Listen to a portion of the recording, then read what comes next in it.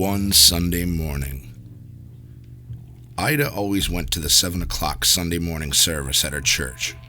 Usually she heard the clanging of the church bells while she was eating breakfast, but this morning she heard them while she was still in bed. That means I'm late, she thought.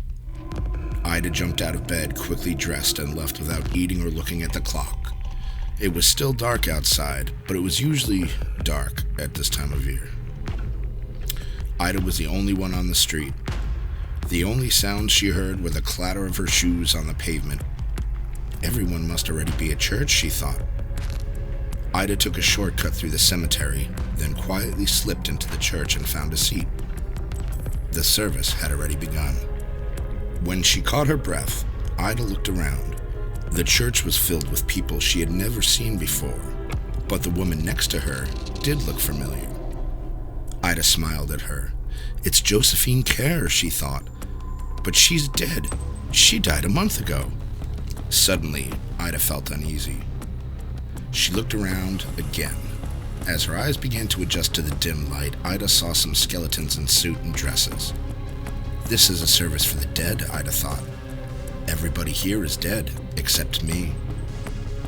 Ida noticed that some of them were staring at her. They looked angry as if she had no business there.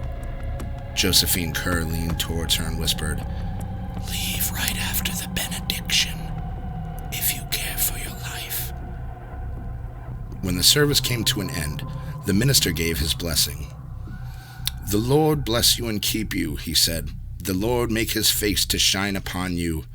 Ida grabbed her coat and walked quickly towards the door. When she heard footsteps behind her, she glanced back. Several of the dead were coming towards her. Others were getting up to join them. "The Lord lift up his countenance to you," the minister went on.